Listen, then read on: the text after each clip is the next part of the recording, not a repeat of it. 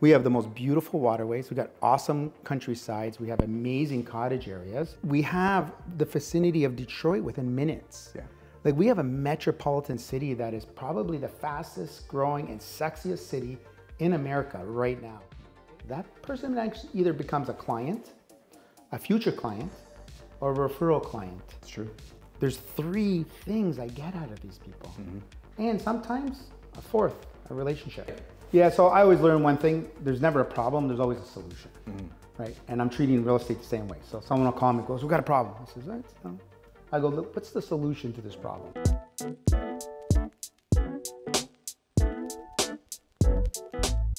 To kick off today's episode, there was actually a link that I found. Joe's famous, who's on a magazine.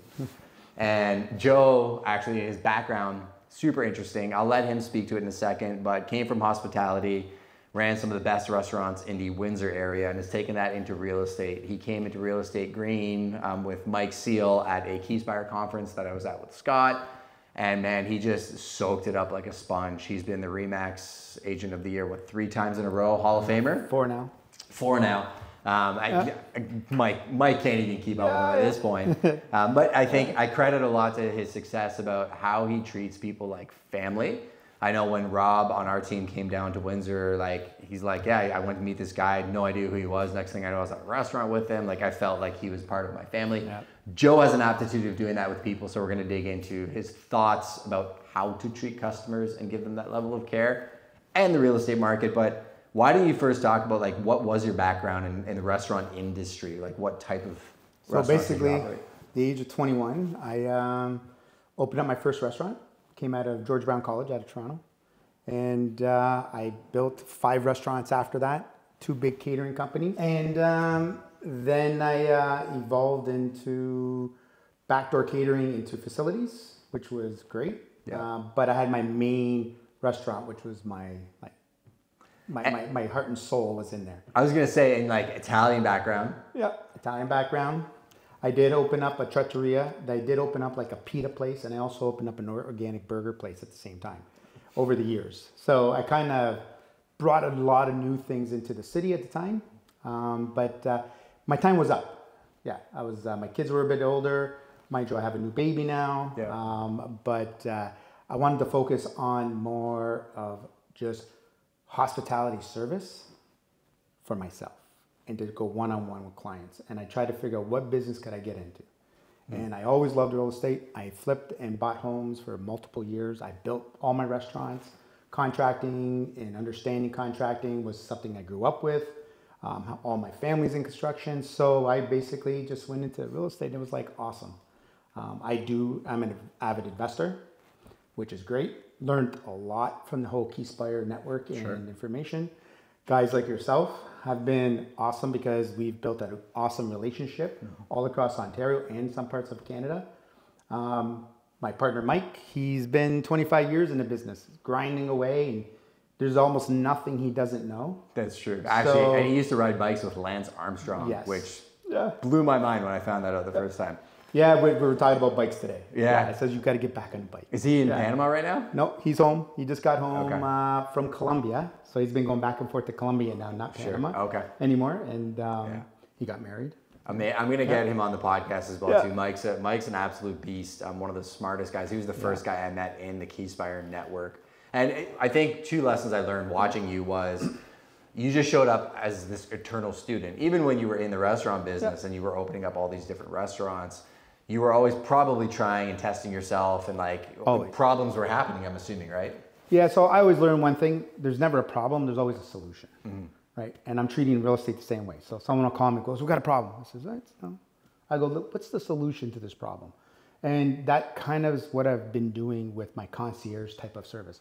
We walk them through the whole process from the beginning to end, from helping them with mortgages, helping them understand what the bills are going to cost. Not here's a house, here's the interest rate. All the details. Can you afford this? Do you want to afford this? From investing, personally own your home, give them a spreadsheet, fill it out, talk to your spouse or your partner or your parents about it. Learn the industry rather than just jump in just because some real estate agent says you got to give them $150,000 over asking or you're not getting it. says, you can give them $150,000 over asking. Can you afford it? Yes, I can afford it. Can you afford a car? Can you afford this? Can you afford? So I kind of like, we want to walk them through that entire process that when you buy it, there's no buyer's remorse. You understand where you're at, and to believe that this may not be your first and last home. Yeah. This may not be your first and last investment. Look at it as an investment period, and then in the next 4, 5, 6, 7, maybe 10 years, or maybe never, you can keep on refinancing and taking it out and buying other properties. Because the first-time home buyer right now is a little bit of a tricky process. And most of them believe they're going to go into their forever home, and they can't afford it, which is normal. I couldn't afford my forever home, but I did afford a home that worked my budget, and then I bought another one, and then I bought another one, and we all kind of clean them up and fix them up the way we want, and it's an investment. And when I learned that, I ended up not selling any more properties. I ended up buying more properties and moving into my forever, and then my next forever, and then my next forever. But at this point, I think I'm at my forever home. We don't want to move, but and that's one of the things is nurturing them and their needs. Yeah. There is a little bit of psychology that goes behind it. I mean, people get emotional in investing and in their personal homes. So we just try to just walk them through the process every single step of the way. How do you do that though? Like as a RE/MAX Hall of Famer, you're doing a volume of transactions where I think a lot of people get stuck in the volume of leads that are coming online, volume of qualifications. They don't have a system. There's no follow-up. There's no follow-through. Like, what does your process look like from intaking somebody into, hey, Joe, I want to buy a house, to going through what you just explained? Well, basically do intake calls that come through. I have a full-time assistant who's also licensed. Does your assistant help with the intake calls? He helps with intake calls, and Mike does most of them. Okay. Because Mike's usually remote, so Mike will take intake calls no matter what country he's living in at the time, which is fine. And he's not the grounds guy. Mike is like behind the scenes guy. He's strategy. Mike is very high level strategy. Like, what do you want to do, right? And then let you get into that. But we're doing more now with different sources. We're going after different markets in our industry, like in the Windsor, Essex County area. So Mike also owns a web company, and he's the SEO writer. So he can track all of this information. And we have a full-time coach. So our coach is basically coaching us to keep on track, helping us with our people. We have about 4 on our team that we're nurturing and working with. And eventually we'll just keep it at about 4 to 5 and keep it intimate. And we're all on call all the time. And as this weekend, I'll be gone for a couple of days. And I have 2 people taking care of my business, obviously. Yeah. But I'm still making a couple calls here and there. But with the assistant, it changed my life. Yeah, I think, again, having a standard of service, right? Like speaking to a diverse audience, whether you're an investor, whether you're in the mortgage space or in the real estate space, what he's explaining is where I'm seeing a lot of companies going where it's not volume. You can be a volume company for the sake of volume. I just think that business model is what brokerages used to be. And a lot of the mega teams that you see, especially in the real estate business, they're what brokerages used to be. Like, they help with transaction coordination, marketing, they distribute an ungodly amount of leads. They have 1,000 agents on their team, but the level of care you're going to get from one agent versus agent 999 are going to be night and day. I think in order to provide that service that you're explaining and the standard of service, I see things going the way of the craftsman, right? Where your restaurants may not have been Chuck's Roadhouse, but I know that if I go there, the owner's probably going to come talk to me and I'm going to feel like the owner actually cares about me. And I think that's the type of business that we're talking about. So here, right? Because I was in the restaurant business for over 25 years, I built an amazing network of amazing people and relationships. So they do call me. So when they call me, I want to make sure I'm taking care of them. The ones that come through our lead generated, we do the intake calls and then we share that amongst our team. But I know they're calling me because they know that I'm going to take care of them like I did before, which we do as much, if not more now, because we're dealing with bigger numbers. We're not dealing with a plate of pasta. We're dealing with, $1 million or $2 or $3 or $4 or $5 million home or property. Pasta's fancy for some people. Yeah. But you know what? Usually after a deal, we make a plate of pasta, we celebrate, it's okay. I'm not and it only takes me a couple minutes. But that part there is amazing, because if I just nurture them and work with them and I have my team to help me with the paperwork. Yeah. I have a great photography team and videos that they take care of. I have another person that goes in and helps from the outside to the inside and cleans. I don't even have to worry about it. I take a couple pictures. She goes in there and it's amazing what she does. So that whole concierge service and all the people I work with are all the same. We care, and we care. And it makes it a lot easier. And I think there's a lot to that, right? And that's kind of what I was trying to draw out from the conversation. Because even the leads, the cold leads that you get, I think sometimes people will disregard those as less valuable. Because, they're just random Facebook leads. Facebook leads don't work. Kyle and I will talk about that in a minute. They sure do work. Ryan's a great example of they work incredibly well. Like we just sold another property to one that just came offline. Because you have to get beyond the veil of what they've experienced in our industry, which is probably clicking on 47 Facebook ads from agents, not getting even a call back, or getting an answer, trying to get sold something, and then not getting called back again. You can take that person from somebody who is a cold lead that doesn't know who you are to somebody you're having pasta with. But again, I think it's going back to having a system on how you approach that. Sounds smooth now. Was it always smooth? I mean, it's not smooth now. Yeah. It's still got bumpy roads because we get busier. Yeah. But there's one thing we try to do is we call back maximum within the hour. There you go. Even if I can't, we call and we say, listen, I got your call, I got your information. I'm going to be busy for the next 2-3 hours. Can we speak later on? Yep. Not a text, not an email. Yeah. Text and email, I only do afterwards, after we've actually had that the voice initial connection, right? And sometimes I text them immediately of what I just finished talking about. Yeah. Maybe a couple of newspaper articles, maybe a couple of properties. I go, think about this, read this, review this, and then we're going to talk later on. And that is kind of one of the hardest things I'm finding that most people are not doing. Yeah. Which is fine, because that cold lead that calls, sends me a message to our office. I call them back, they go, oh, wow. A human. Thank you for calling me back so soon. Yeah. I said, yeah. I go, if you're interested, so am I. Yeah. And how can I help you? And as long as there's no pressure, that person either becomes a client, a future client, or a referral client. It's true. There's 3 things I get out of these people. And sometimes a 4th, a relationship. And it's kind of awesome. You know, like it's, but if you don't call them, you're not getting that. If you text them, you're not getting that. I thank God now for what's going on after COVID. Yeah. We're able to sit in front of sellers and buyers and present our offers, which again is one of those things that everyone just wants an email. And I insist, my clients all insist that I either physically am there or put me on a 3-way call. Yeah. I want to speak to that person that I'm going to be sending this offer to. So they hear the inflection in your voice, and because an offer is 6 pages.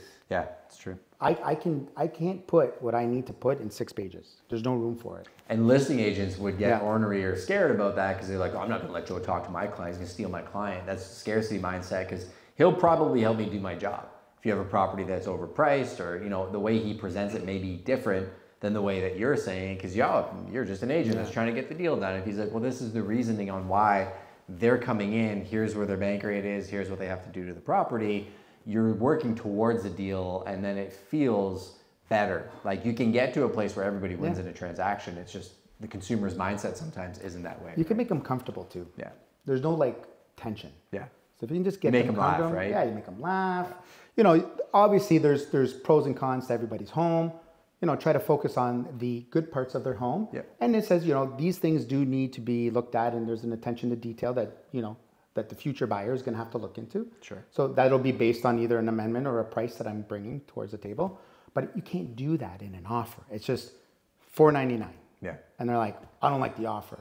Well, they didn't even know why. And next thing you know, in about 3 weeks, I'm back at $475. And then I'm back at $450 in front of them, finally, and they're taking my offer.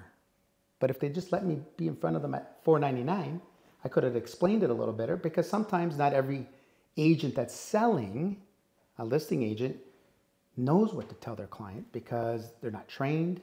They've never actually done enough transactions to understand that. Yeah. They're more concerned that their client's going to be upset rather than giving them the information that they need to know why this is priced at this way. This is why the buyers are paying this much. This is the issues with your home. Why don't we fix a couple of these things? Like, why don't we take care of these little details? Because sometimes a little detail adds up to a lot, can make a big difference. For example, I'm just putting out a property up for sale in a couple weeks. It'll be $4 million on the water. And we started at a lower price. Sure. Evaluated. And I says, okay, because what can we do to make this, elevate this price? Well, I got 4 crews in there right now between painting, plasterwork, electricians, carpenters, changing doorknobs and stuff like that. Everything else was completely finished. Sure. A little tweaking outside. Yeah, it's going to cost them about $15,000, maybe $20,000. What's their return on that? In 2 weeks. Also, we're looking at scale, which is huge. And we're also dealing with clients that have very sharp eyes and are very picky. So you want to kind of just focus on those little details. And we had a full inspection done. And the full inspection comes back. Let's fix all of the details and then do another inspection showing all the things that we've changed. There's nothing wrong with doing this. But sometimes a new agent, a listing agent that's a cousin of a cousin's friend's brother's sister, is just they're giving them the work, but they're just like, okay, how much you want to sell it for? And then they just put it for sale. They know nothing about the property, know nothing about the details, they know nothing about the deficiencies. And I really stress to all of my clients, deficiencies are not a bad thing. They're not. Yeah. Lying or not disclosing is a bad thing. But yeah, share your deficiencies. Every house has a problem. Is there a little pooling in the back? Yeah, there's some pooling back. And you know what? One day we were planning on putting some drainage. That's all. There's nothing wrong with that. And there's a couple little things, like even in homes, that even if you see them, just either fix the deficiency or share it. It's not a big deal. Disclosure is huge. And it actually gets me so much further. So much further. And I tell this to buyers and I tell this to sellers. I go, don't be afraid of deficiencies. Think about what it's going to cost, what we need to do to move on. Because, the next thing you know, with this interest rates, it's tough. It's really tough. So you're looking at a house that's 900, and then you're looking at a house that's 7. But the house at 7 for about 50,000 can probably be worth 900. Which one do you want? So those some of the things that we try to talk them through. And we have contractors on call. Like, I sent a couple pictures. Give me a rough estimate. And, rough estimates can be within a couple $1,000. Yeah. Give or take any, surprises. But a lot of people are confused. They don't think they need that help. They need somebody to drive the bus, right? Like going back to why you go to a high-end restaurant is you want somebody where their service is top shelf, like the servers that are going to take care of you, are going to make you feel like you're at home. The food quality is good, the bathrooms are clean. And it's kind of the same thing that you're explaining. Yeah. I think that there is an opportunity, even going back to what you said earlier about not picking up the phone. Like, that's an indication of your standard of service. I can't tell you the amount of deals I've gotten over the years where a call comes in, and we've all done this. You see a number you don't recognize, and the instinct is to just ignore it because you're like, I need a second, I'm busy. Like, you go through this mental negotiation. I go through the same mental negotiation if I'm doing that, trying to do a cold plunge, whatever. I've never regretted just picking up the phone. And then the client ends up being like, oh my gosh, same thing. They're shocked that a human picked up the phone. I'm like, I've literally said this to how many people I don't know. I'm like, I've got one job. It's to answer my phone. I'm like, so I guess if we're starting this off, we'll be okay, right? And they laugh, and then you kind of get into what they're talking about. I also had an experience yesterday, student pro painters, like door knock, right? And they were trying to sell you painting services. Girl came to our door, was picking up a package outside, and she walked up, and I listened to the pitch because I like sales. And I was like, she actually did a great pitch. I'm like, I appreciate the hustle, the door knocking. I said, go watch this video I did with Ken Purdy on door knocking to teach you about it. But I said, here's my deal. You're going to door knock a couple more 100 houses, right? Yeah. You find me one person that's going to sell their house, I'll send you 5 referrals. Power washing, painting, whatever it is. I said, you're going to, and she goes, fantastic, I'll do that for sure. She's like, just so you know, your competitor on the corner said the same thing to me. I called the competitor. I said, hey, I told Riley I'm paying her $1,000 every time she calls me first before you, right? But what you were talking about in terms of the power team, you're like, the people in this room, to me, are as important, if not more important than, say, clients, from the standpoint that we're going to do life together. We're going to share referrals. We're going to share contractors. I'm going to get into problems. I'm going to need help. I'm going to reach out to my network. My clients are going to become my referral partners. Like the gentleman that's selling this house and his wife, they're smart, they're savvy, they're going to be doing stuff beyond a residential real estate transaction. And I think people need to realize that you're not talking to a line on an expense sheet. Like too many people in our business are treating consumers like a commodity, which is why we are in the situation that we're in, right? Yeah, I'm not too worried about turning transactions. Yeah. Because I feel that if we just nurture these people, transactions do happen. Mm-hmm. And sometimes we'll get a little less one year than another, but right now I'm dealing with one person that I'll be doing about 7 transactions for, because we bought a home, they're selling a home. Their parents need to sell their home, but also buy a condo, which they're going to buy the condo for them. For sure.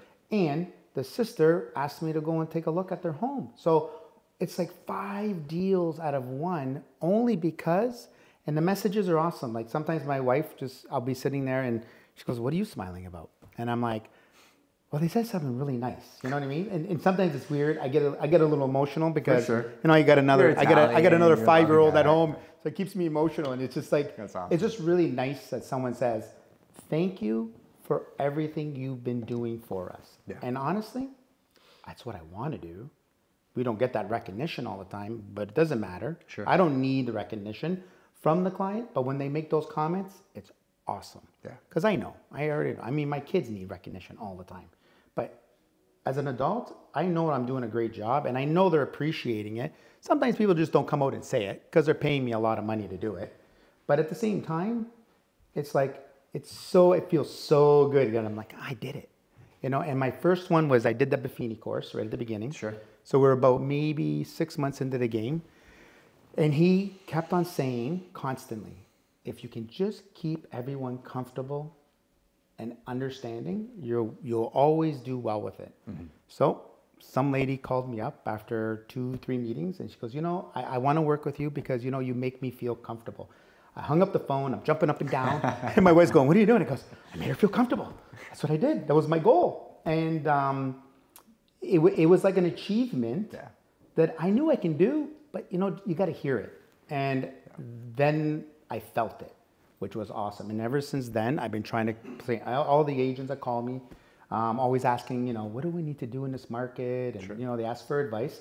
And I have no problem having phone calls, lunches. Sometimes I ask them, you know, come drive with me. Sure. We'll just hang out. I have no problem in mentorship because we are all a team. Yeah. We're one big team. We're working with buyers and sellers. We got to just kind of work together. Let's make this a happy thing for everyone, rather than back in the day, it was kind of dog eat dog and pushy. I work for the seller, I work for the buyer. But I think today it's changing and we're working for them. Well, the value is too, like for clients, if you create a great ecosystem where it isn't, like we can be deemed competitors, but like we collaborate on something. Who knows if somebody in your network calls you next week, it's like, "Hey, I'm coming from the GTA, I want to go towards London, you know any houses?" And be like, "Yeah, actually no one, I was standing in one last weekend," right? Yeah. Like you attract what you put out there. The scarcity mindset exists, and I can tell you, especially in the commercial real estate world, it is dog eat dog in a huge way, but that culture is changing dramatically. Sometimes people don't realize Windsor is not the city that everyone thinks it is. That exists, that at the level that it exists. Sure. We have the most beautiful waterways. We've got awesome countrysides. We have amazing cottage areas, which I've been trying to push Scott on. And we have the vicinity of Detroit within minutes. Yeah. Like we have a metropolitan city that is probably the fastest growing and sexiest city in America right now. Mm-hmm. It has changed dramatically. And it's amazing to see this. So we're getting a little bit of it. Windsor's growing. And it's putting a lot of people looking at Windsor going, "Oh, this is not a bad place." Sure. So we have a lot more superstars than you think that live in our area. Most of them are hockey players. A ton of hockey players. Tons. It's funny you say that because I heard the same thing from a high-end physiology guy in Sarnia. And he's like, you'd be shocked at how many people are buying in Canada, A, because the dollar's so good, but B, because it's a little quieter, nobody knows who they are, they can fly under the radar. and they can still go to the airports. They can do everything they have to do in the stateside too, right? So I think the border side of things is very interesting. Yeah, we're talking minutes. And the new bridge is getting built right now too, right? So the new bridge is closer to my home, but the old bridge is here. The airport's there. Yeah. So for me to get to the airport door to door is 20 minutes. Wow. Now it'll be maybe 15. That's crazy. Maybe 25 minutes to 15 minutes, which is amazing.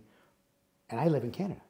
Well, I fly out of Detroit with Shannon. Whenever we go places, we always fly out of Detroit. It's faster. You don't have to clear customs if you're flying within the States too. They have a Chick-fil-A, so it's better. So we have one in Windsor now. Yeah, we have one in London too. It's amazing to see when you're on our side as an American, how close we are, and it's safer, and it's clean, and we have the best skyline, which is Detroit. We have their skyline, which is amazing. We have all walkways. Our mayor back in the years put a moratorium on the waterfront that no buildings can be built on the other side of the road, which was great. And now we have 12 kilometers of no obstruction on the water. Sort of like, not like Toronto, because Toronto, everything is covered up. You can't see the water, and there's tons of water. In Windsor, you can see it all, everywhere you drive, and it's so awesome. Sometimes, on a summer day, you can take all of Essex County, and you can see water for an hour and a half. Well, we'll drive down there and do a podcast, and we'll get a bunch of people here to take a tour with you. Want to hammer through 2 more topics, and then I'll get Kyle on.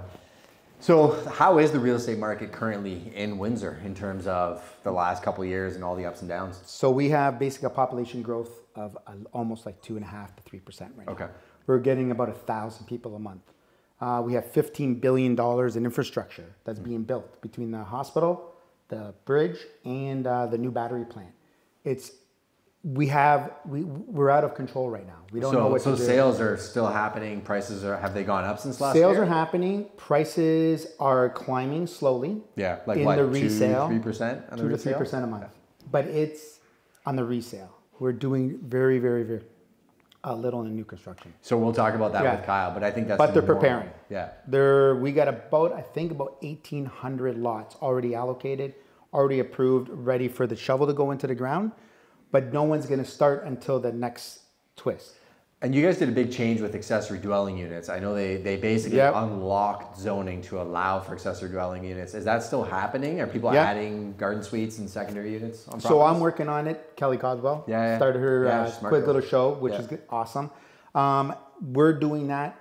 We don't have a lot of savvy Windsor people doing it because they think it's not strange. A product they see. All the Toronto investors, everyone who bought is adding them. We have a couple guys that me and Mike are working with that do the prefab ones, which is amazing. So we're trying to sell all our clients on it and saying, listen, don't sell your property. Let's add some more value. 100%. And for a couple $100,000, you can add a lot of value, and most of them can put it into a mortgage. Yeah. So there's a good little thing that's been going on with that. We did not take the fourplex one. There's a fourplex one that every municipality can bid on. Correct. And they were giving us, I think, $10 or $15 million to help with it. So Windsor decided not to. Mind you, we were at a closed door meeting for one of those. Sure. And they wanted to put them only in certain zoned areas, which weren't going to work more than a year or two. And then we would have been done. So the town of Tecumseh, which is a little town, got it. Tell them they can come in if one of our guys can get out there so people feel welcome. Sorry. Yeah, so that town of Tecumseh is doing it. Yeah. So now me and Mike have started sourcing out everywhere we can possibly source out to find the properties that we can do it with. To kind of share with our investors. Yeah, and I wanted to mention that too for 2 reasons. One, obviously he's super passionate about his territory and believes in it. I think we all feel the same way about our areas. I could tell you about Port Stanley, Grand Bend, London, and the reasons why it's going to attract a certain demographic of people. And there's going to be the right fit clients and people for each separate market. But from an overarching perspective, we actually see a lot more of the same things happening across the board. Even stateside, a lot of people with who we collaborate with, we see what's happening down there. Up here, just different types of habits that are following those people. And then also to getting those 2 sales done, understanding that how that client was looking at that transaction wasn't necessarily the way that he was presenting it because of the fact that he was coming from the US and the capital was so different. Understanding that minutia, that client could have potentially left, not understanding he was leaving that opportunity on the table. Absolutely. Right? So I think that's a super important piece. Yeah, Wizard's gonna, we've been sitting still for a long time. and it's been an automotive town, but it's not an automotive town. We got less automotive than we have in anything else. It's like London, everybody thinks it's a university town. Exactly. Like realistically, the investment side of things, maybe 20% of the overarching market. Future of Canadian real estate, I mean, everybody poo-poos what's going on because of the changes in capital gains, interest rates, everything else. I feel like we still have energy, rule of law. We're one of the best places in the world to live. We have a lot of land. Huge. What are your thoughts on the future of the next 10 years past what we're dealing with right now? Yeah, I really think it's going to be a smaller metropolitan city, Windsor. The only reason why we're not, because we're not like London, we still have a lot of little towns that don't want to amalgamate with Windsor. Sure. Eventually, I think they will at some point in time. That'll make us a larger city. But we have an urban sprawl that it'll never stop. Like we have so much urban sprawl and so many little municipalities that we can just keep growing and growing and growing. Yeah. But we have the work load that's coming. And it's coming fast. Like between those three major companies or government infrastructures, it's bringing a lot of work to Windsor. And we're not seeing all the labor work right now. We're seeing labor work right now. We're not seeing the positions until these things are finished. So, I mean, our growth in the next 10 years could be between 25 and 30%. And there's a lot. So the Herb Gray Highway was designed years ago. They put $6 billion into it. Nobody was understanding why we were doing these super highway and exits and all this stuff. But now we're seeing it because we needed that first part of the infrastructure done because we would be bottlenecked, kind of like London. In certain areas, there's no way you can get around. But in the newer areas, there's the traffic flow is good. So we're seeing a little bit of traffic jams in certain areas, and we're not used to traffic jams. Like we can get one end of the town to the other in 15 minutes. And rush hour changes a little bit. But in the next 10 years, we positioned ourselves in a really good position. And we got to thank some of our politicians, which a lot of people don't, but they did a lot of this stuff and they did talk about it. In the next 10 years, you'll see what we're talking about because you have to go through the baby steps and some of them hurt and some of them are not fun and some of them, inconvenience people. But at this point, we have it going. Like it's done. And I think mindset has a lot to do with it, right? People complain and blame a lot, but they don't actually show up and do the work that might actually change what's going forward. They don't give any feedback to the politicians or the people and that need to kind of hear from their perspective what may be happening. Also, I think people look too short term. They look at what's happening today. They fail to realize that 5, 10, 20 years out, things are going to be very different. It's going to be the GWA. It's going to be the GLA, right? If you think these communities, everything you just described, I see happening in London, because Lucan will be Lucan, Arva will be Arva, Coldstream will be Coldstream, Beachville will be Beachville. The people will be able to choose where they want to live a lot more because of hybrid and work from home. Personally, I feel like people need to step back and look at the bigger picture. I also think from a productivity standpoint, it's loud and clear that people are getting back to work, or they have to get back to work because we need to be productive as a society. So it's encouraging to hear all of that. I wanted to land the plane here and then go into the new development chat in a couple minutes. We're gonna break, grab some coffee, food. If you're just walked in the house, we'll give you a tour so you can see it. It's pretty awesome. What overarching message would you like to leave with people? Obviously, this is going to go out on YouTube, the audio podcast, and for people here. But what message would you leave if you had a giant billboard that everybody in the world could see? Windsor's the place to be. Non-salesy. Non-salesy.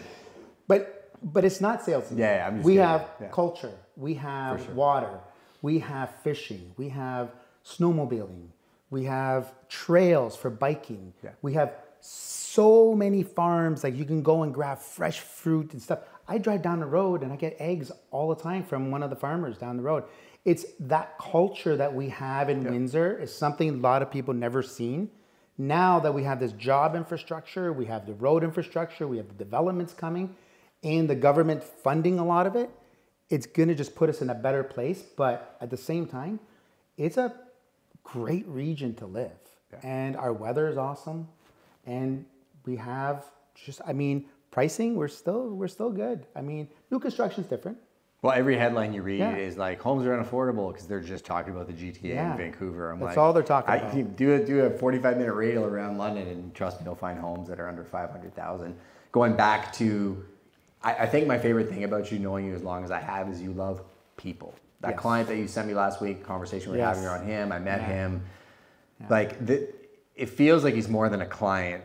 I guess on that, what message can you leave with people so they can develop deeper relationships with people rather than treating them like a transaction? Just be personable. Ask them about their family and ask them about what they do and ask them what they like and what they enjoy. And then you can talk about real estate. But sometimes we're just focused on this one position and we don't really even know what they're all about. Yeah. And that's where that relationship comes. Sure, you don't have to go out for coffee with them every week and have them over for dinner every month, but just to know about that person, sometimes, you know, they share a little bit with you, then you know a little bit more what you need to do for them and find that perfect spot or that scenario. And it's kind of fun. Like I honestly, I'm not taking this as a job. Like I'm building a business, but I'm enjoying it to a point where it's just enjoyable. Like coming out here and you asking me to come out here, it's great.